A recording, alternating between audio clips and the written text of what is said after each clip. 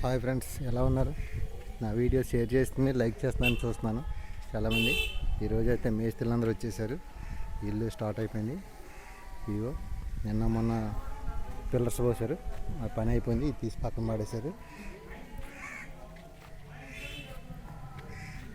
ఈ బాక్సులు పట్టుకెళ్తా ఆటో వస్తుంది కొద్దిసేపులో. ఈ ఓసలు రాత్రి వచ్చినాయి, టన్నున్నర. అవి కాక పాత ఒక టన్ను ఉంది. మొత్తం 2 టన్నులు సరిపోతుందన్నారు స్లాబ్కి. ఇక్కడ ఉన్న ఓసలన్నీ నేను ఒకనే తీసాను, అక్కడ వేసుకున్నాను. వాళ్ళని హెల్ప్ అడుగుతాను అనుకున్నాను, కానీ మరి అలా చాలా బిజీగా ఉన్నారు. అదేనా మన పనే కదా అని నేను కొద్దిగా చేసుకుంటూ వచ్చాను.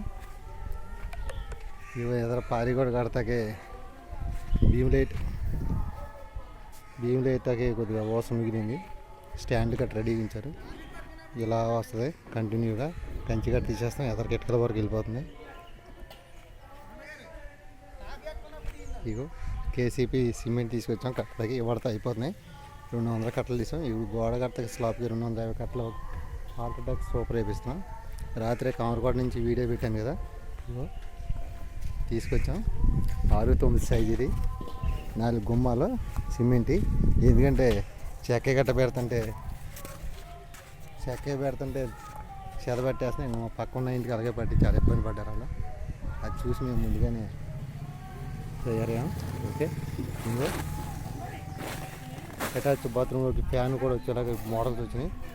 వెంటిలేటర్స్ అవి కూడా తీసుకున్నాం, రెండిట్లు కలిపి. ఇవి బాత్రూమ్కి తెచ్చినాయి.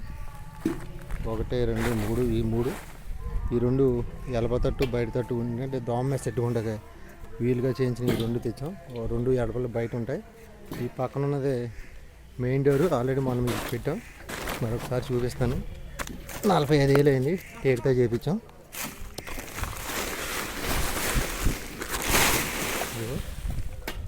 మెయిన్ డోర్ ఇది.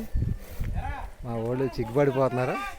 యూట్యూబ్లో కనపడాలంటే మా మేస్త్రి గారు చూస్తారు, అందుకే క్లోజ్ అయిపోయాడు మనోడు.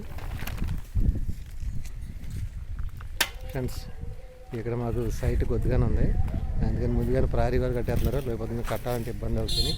కట్టేసి ప్లాస్టింగ్ కూడా చేసేస్తారంట. సన్నగా ఓసేసి బియ్యం కూడా పెట్టారు. అసలు ఏం గ్యాప్ లేదు మాకు, ఇక్కడ కొద్దిగానే ఉంది. ఈ మిగిలిపోయిన సిమెంట్ తమ్ముడు తీసేస్తున్నాడు. చాలా నాకంటే జాగ్రత్తగా ఉన్నారు సిమెంట్ విషయంలో.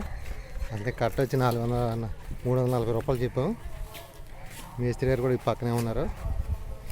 ఏది వేస్ట్ కానివ్వట్లేదు. ఇలా అన్నీ స్టోర్ చేశారు, అవసరం వచ్చిన బట్టి వాడుకుంటున్నారు. కిటికీలు ఏది వరకు కట్టారు. ఇక ఎల్లుండి వచ్చి మొత్తం అయ్యాక కడతారంట.